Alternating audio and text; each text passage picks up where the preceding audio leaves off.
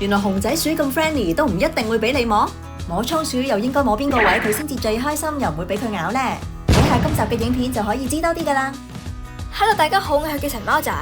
我係巨神貓仔媽咪。倉鼠細細隻又毛神神，作為鼠奴真係無時無刻都想摸下呢個咁得意嘅毛球噶。不過如果亂咁摸鼠鼠，佢哋唔單止會唔開心，仲可能會咬人添。今日我哋就同大家介紹下點樣摸鼠鼠，佢哋先會開心啦。喺開始之前戴翻個頭盔先。我哋今次帶俾大家嘅 tips 係綜合網上嘅資料同我哋嘅經驗得出嘅結論。大家有唔同意見可以留言話俾我哋知噶。另外亦都想問下大家有冇試過一摸鼠佢就咬你呢？喺下面留言話俾我哋知啊。去片。倉鼠雖然細隻，但係戒心好強。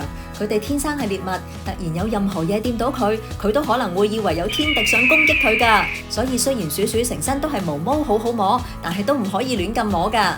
另外，倉鼠嘅品種都會有影響，唔係隻品種嘅倉鼠都可以隨便俾人摸。所以我哋首先就講下唔同倉鼠對人類摸佢嘅接受能力先啦。我哋由接受能力最低嘅品種講起先啦。最驚俾人摸嘅就一定係老公公同老婆婆鼠啦。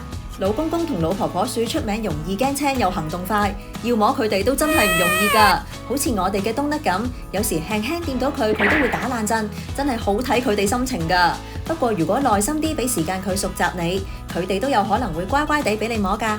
接受能力中等嘅就係一線鼠同三線鼠啦。一線鼠同三線鼠開頭通常都會比較怕人掂佢，但係佢哋一般都唔算太細膽，而且性格溫和，所以當佢哋一適應咗俾人類摸摸，佢哋就可能會好肯俾你摸噶啦。好似我哋以前嘅雪糕咁，當佢一習慣咗俾我哋摸，就直情會攤喺我哋手掌任摸唔嬲噶。最接受俾人類摸嘅就係熊仔鼠啦。熊仔鼠可能因為本身個 size 都大啲，所以人類嘅手對佢哋嚟講冇咁大威脅。而且熊仔鼠基本上係中意人類多過其他鼠鼠，所以佢哋好容易就接受人哋摸佢哋噶啦。我哋養過5隻熊仔鼠，基本上有3隻都係帶翻屋企即日，已經唔怕我哋摸到佢。當然開頭都有段時間係會戒心強啲嘅，但都唔會一摸佢就咬人。通常佢哋都好快就習慣同信任我哋對手，要摸佢哋可以話係冇咩難度噶。不過客觀咁講，我哋好耐以前都有一隻熊仔鼠肥鼠，係一伸隻手埋去佢就咬人，所以都好睇鼠鼠嘅性格，同埋睇佢係咪一出世就俾人摸慣噶。咁講法係咪即係只要倉鼠肯俾我哋摸，就點摸都得呢？咁就錯啦，就算鼠鼠肯俾人摸，亂抽水嘅話，都一樣有機會俾佢咬爆噶。所以基本上只有2個地方係比較安全可以摸嘅。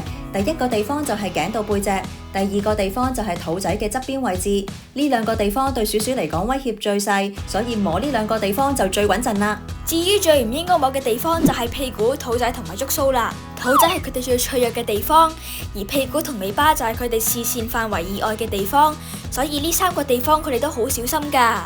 至於觸鬚就係佢哋重要嘅感應器官，所以掂到佢哋嘅鬚，佢哋會好敏感噶。不過女倉鼠喺發情嘅時候，佢係會俾摸屁股同尾巴噶，因為倉鼠喺交配之前，男倉鼠會用個嘴啄下女倉鼠嘅屁股，所以喺呢個時候你摸鼠鼠屁股同尾巴，佢就會肯俾你摸啦。然後有啲人就會問啦，咁個頭摸唔摸得噶？通常大部分人都會認為倉鼠個頭係唔可以亂摸，因為佢哋會覺得受到襲擊。但係我哋養咗咁多隻倉鼠都肯俾我哋摸頭，所以我哋會認為摸嘅方法同步驟係會影響佢哋俾唔俾人類摸頭嘅。既然係咁，跟住落嚟我哋就講下摸鼠鼠嘅時候有咩要注意，等人同鼠都可以開心互動啦。第一樣要注意嘅就係摸佢哋嘅步驟啦。喺摸佢哋之前，最好洗乾淨隻手，然後俾佢聞下先摸。就算係養耐咗嘅倉鼠，都依然會對突然之間伸過嚟嘅手有一定嘅戒心。所以如果俾佢哋首先慢慢聞下你隻手，見到佢哋聞完定咗形冇乜反應，即係代表佢已經知道隻手係你嘅，咁先再慢慢伸過去摸佢嘅話，就多數都 OK 噶啦。第二樣要注意嘅就係你隻手伸過去嘅角度同速度啦。同抱鼠一樣，摸鼠嘅時候，隻手唔好喺佢面前或者喺頭頂直接伸過去，因為咁樣對佢哋嚟講係威脅嚟。最好嘅角度就係喺側邊慢慢放隻手過去，咁樣無論係摸頭定係頸定係背脊，佢哋都會容易啲接受噶。第三樣要注意嘅就係摸佢哋嘅時間啦。倉鼠食嘢嘅時候就係摸佢哋嘅最佳時間啦，因為佢哋掛住塞啲嘢食入口，根本就唔理得你隻手咁多。另外記住唔好摸未瞓醒嘅鼠鼠，因為大部分瞓緊覺嘅鼠鼠都唔中意人哋搞佢，而且瞓緊覺嘅鼠鼠警覺性好高，你一摸佢就隨時咬落嚟。我哋以前就係試過以為 Coffee 瞓醒咗走去摸佢，點知原來佢仲懵下懵下，爭啲俾佢咬咗一大啖啊！第4樣要注意嘅就係俾時間倉鼠熟悉你隻手啦。帶鼠鼠返屋企嘅頭1個星期，盡量唔好掂佢，之後慢慢俾佢聞下你隻手，等佢適應先開始摸。因為萬一佢驚咗人類隻手，我哋就要用雙倍嘅時間去建立返佢嘅信任，咁到時就要再多啲時間先可以摸到佢㗎喇。講到呢度，最重要都係想溫馨提示一下大家，每隻倉鼠嘅性格同適應能力都唔同，想令佢信任我哋，最緊要係耐性同恆心。萬一做足所有嘢，但鼠鼠都唔俾摸，咁都要尊重佢，唔好摸佢，等佢生活得安心㗎。最後又到我哋 Q&A 時間啦，我哋揀咗2條觀眾嘅問題喺呢度答返大家㗎。第1條問題，有咩方法可以令倉鼠唔咬人呢？養咗1年俾佢咬咗3次啊！3次其實算少㗎啦，個事實係有啲倉鼠天生攻擊性比較強，又或者性格比較容易緊張，就算你已經馴服咗佢，佢肯上你手，當佢緊張或者驚嗰陣，都一樣會咬落嚟㗎。對於呢種類型嘅倉鼠，我哋只能夠放慢動作同佢哋互動，同時盡量減低屋企嘅噪音，同鼠鼠講嘢都要細聲溫柔，咁就可能減少佢哋咬人嘅機會啦。第2條問題，屋企8隻倉鼠都唔俾抱，有啲直情連摸佢都俾佢鬧，咁可以點做啊？呢個情況通常都係因為抱佢哋嘅方法唔正確，又或者係動作太快。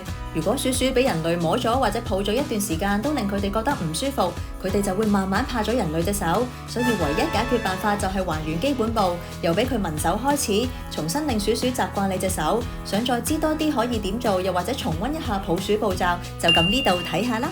如果大家仲有問題想問，歡迎留言問我哋會答返你哋㗎。鍾意我哋嘅影片就 subscribe 同俾個 like 啦，我哋下次再見，拜拜。